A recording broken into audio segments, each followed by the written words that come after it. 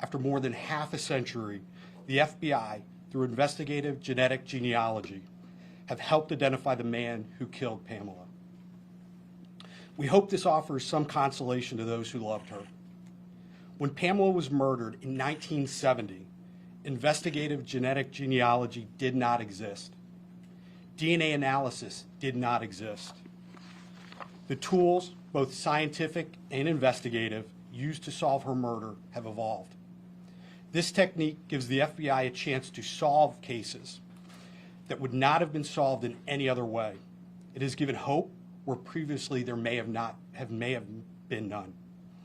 I'm grateful for the strong collaboration and persistence of our law enforcement partners in the Anne Arundel County Police Department and the Maryland Attorney General's Office. FBI agents use investigative genetic genealogy to generate new leads when other investigative methods have been exhausted. We use crime scene DNA and its analysis to develop a profile. We then use publicly accessible databases and information to identify potential relatives of a suspect or of the victim. The DNA does not tell investigators who the subject is. This is still an investigation. It is not just work done in a lab. Technology may have helped solve Pamela's case, but it was also every member of law enforcement who worked on it over the last 5 decades and who never stopped trying to find Pamela's killer. Cases may grow cold, investigators may change, but this proves for law enforcement, victims are never forgotten. To Pamela's family, to those who loved her, to every victim, the FBI will never stop seeking justice. To those committing crimes, no, we will not rest. It does not matter how much time goes by. The FBI will exhaust every avenue and, as in this case, continuously work to determine if new tools can help us as technology and science evolves. Thank you for your time. I'll turn it over to Executive Pittman. Thank you. So I'm really here to thank our public servants who never give up. Thank our partners at the FBI. Thank our Office of Attorney General. Thank Parabon Nanolabs for their work and their technology, and the Anne Arundel County Evidence Collection Unit, Forensics Lab, and Latent Print Unit. I think it says something about who we are as human beings, that we don't give up. We are shaken by these crimes when they take place, and I don't think we ever recover from them. For the people who knew Pamela Graves, who are in this county, who went to high school with her family, I hope that this brings some closure. It probably brings back some painful memories as well, but I think that I, and hopefully all of us in this county and this country who are served by the FBI as well, should feel good that we as human beings don't give up when these things happen. And we work and we work and we work and we put whatever resources it takes to find out who the killer was. And now we know.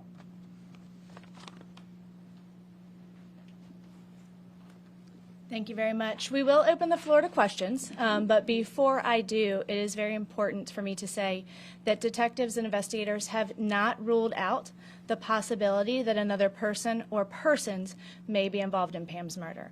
So because of that, we have to protect the integrity of the investigation and any potential future prosecutions if we get to that point. So if you have a question that we cannot answer, I apologize to that, and I do know that's frustrating, but obviously our first priority is, if there are any additional suspect or suspects, to be able to successfully prosecute should they still be alive.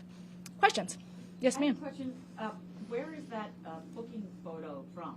So that booking photo is actually one of our booking photos. He was arrested a few times in the early 70s here in Anne Arundel County. Nothing major, drunk and disorderly, that type of stuff. Nothing real big or anything that you would see connected to a murder. And the genetic genealogy that led to his identification, was that kind of like the volunteer, like true crime people who do it as a hobby, or was it actually something the police department pursued? I'm going to turn that over to FBI okay. for us. And I'm wondering if you've connected him to any of the other unsolved, any other cold cases.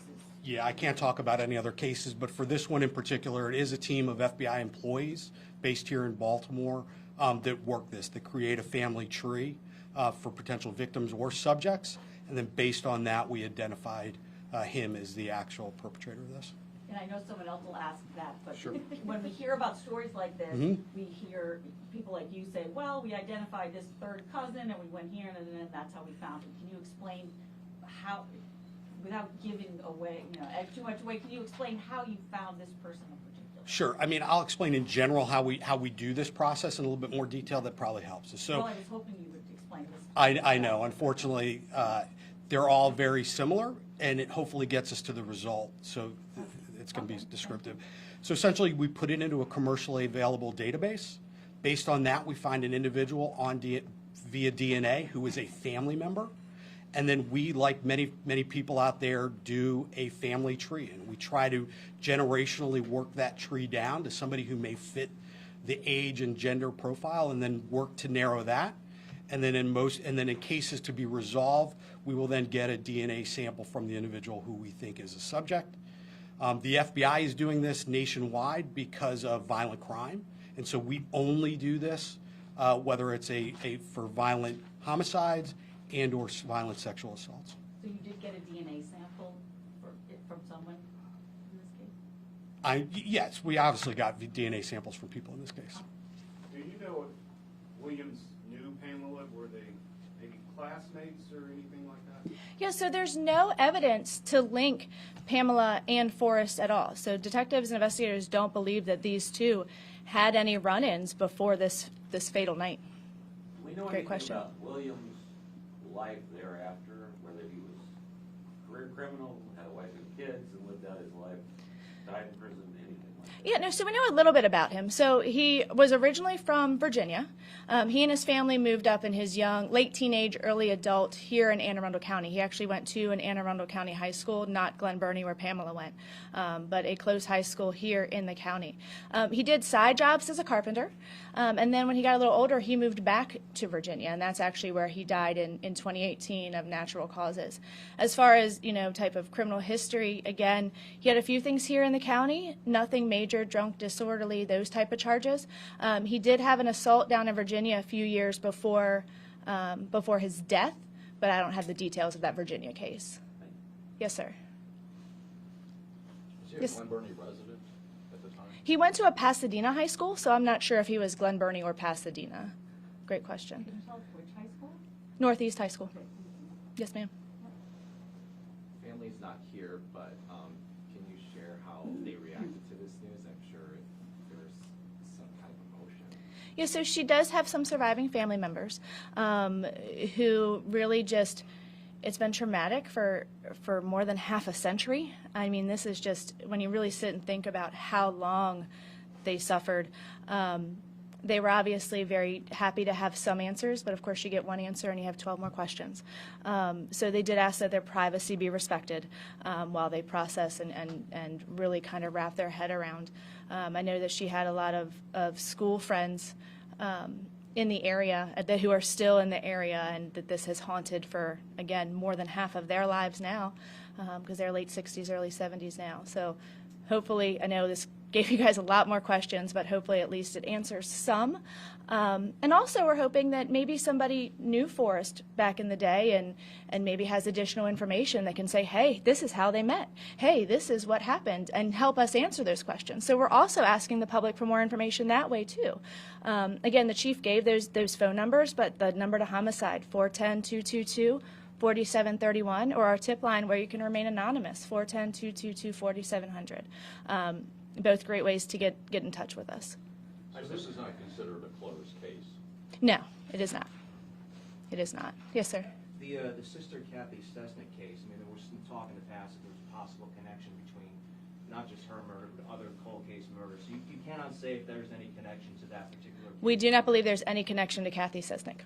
So you can say outright there is. We do not, we can't say outright, but we do not believe, there's no reason for, detectives do not believe that that's linked at all to that specific case. Yes, sir. Pamela's case, how big was that suspect pool initially until you narrowed it down to Williams? I mean, really, you have a homicide victim. It could be anybody else in the world that's still living.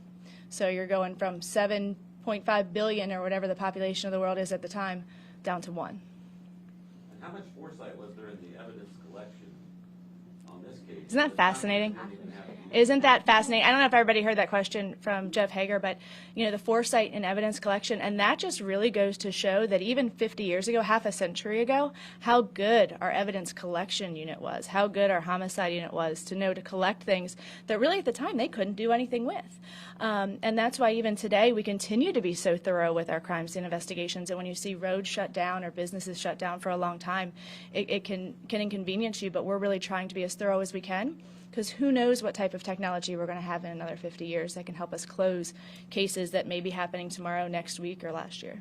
So that's such a great question, Jeff. I was going to ask the same thing. So Yeah, Kate. I'm sure in 1970 they didn't even know DNA was a thing. So what Right. was it in the thing? Or maybe some people did. But what was it in the evidence that had been collected that later you were able to get a sample from? And then I have a follow-up after that. Okay, yeah, so that's a pretty specific question that I'm not really going to be able to answer the way you want me to. But we all know where DNA can be found. It can be found in hair, blood, skin, all of those things. And there's always a transference of evidence, right? So DNA can be found when we collect evidence, and that's kind of how I have to answer that, Kate. I'm sorry. And once you identified him, the FBI identified him as a suspect, Mm-hmm. were you able to go back through the case and match him to other clues that have been released publicly? I was like 5 when when it happened, so Yeah. I don't know exactly. I don't remember exactly what is legit and what isn't. But there was a thing about tiger tracks and the closed road, and so when you went back, were you able to say, oh yeah, he knew about, he could have moved this cone, or he drove an MG? So this is how I have to answer that. Because we have not ruled out that there may have been another person involved, we can't give out their specific information. And the reason why is because if somebody has intimate knowledge of a crime scene, that helps our detectives corroborate that, hey, this person isn't just looking for 15 minutes of fame. This person actually knows that, this is just an example, but that there was a pink feather boa and they mentioned that, or whatever it could be. So we really can't give out specifics, and that's why, just to protect that integrity. I know that's frustrating. I'm sorry. I had to ask. Can you say anything Yeah. more about other cases that you're looking into, potential connections to the suspect? Not right now. Okay. Not right now. And I'm not saying there are any, just Are there any? Go ahead, Kate. Sorry, and then I'll get you, Rick. I'm sorry. Go ahead. Go ahead, Rick. Go ahead. Different news accounts differ on where the body was found. Some say it was in the median strip, some say it was on a deserted farm road nearby. Where was she found? I'm being told she was found a short distance from where the vehicle was located, and the vehicle was located on the side of Route 100 where they were building the Waterford Road overpass. So where exactly it was in relation to that, honestly, I don't know. And I really don't know if they would want me saying that if I did, to be honest with you. Yeah. You've already eliminated one case that has been tied to this. There are 2 other local cases. Has the investigation expanded to include cases beyond that, either in Maryland, Virginia, or elsewhere? Yeah, so whenever we have a case, especially one that involves DNA, they go into different databases, right? And then different organizations would be notified. So we don't rule anything out. Doesn't mean we've connected anything, but we don't rule anything out just to rule it out, if that makes sense. And if no one minds, one last. Is the cold case list on your website up to date? Sure. Is that up to date, the cold case list? Yes, sir, it is. And with that, Lieutenant? Yes, sir. The DNA going into other databases. Mm-hmm. Has his DNA been put into CODIS to see if he ties to other crimes? Yes. Kate. And just to follow up, it has not returned a match yet, or you aren't able to say if it's returned another match? I honestly don't know. I can find that out for you. Okay, well, maybe. I don't can you think- tell us that? I don't. Oh, you don't? Yeah. Okay, that would be good to know. Any other questions? All right. Thank you guys so much for coming. Oh, Are there any? Miss Amaro. Yes, ma'am. Are there any of the original investigators, or from maybe 40 years ago or 30 years ago, that are here today, or any of the cold case investigators, people who've dedicated decades to try and solving this, that might be here? There are some here today. I don't know if they're willing to give interviews, but I can ask once we get done here. Okay, great. But yes, I can ask that for you. Okay. All right, thank you guys very, very much. We appreciate it. We will send, obviously, the official press release and everything out to your news desks. But if you guys want to get a jump start, Mr. Lemansky has papers with like the spellings and dates and everything on it, so you don't have to wait for us to clean up and get back to the office and hit send. So go ahead and grab that. Is there any way Sir. you can put Pamela's picture back on the Of course. How about how do people from here pronounce the mall? Ha- Arundel, Herondale? Herondale. Herondale. The Herondale Mall. Yes, ma'am. That's important. Herondale Mall. People say Arundel. Yes, ma'am. Chief. Chief.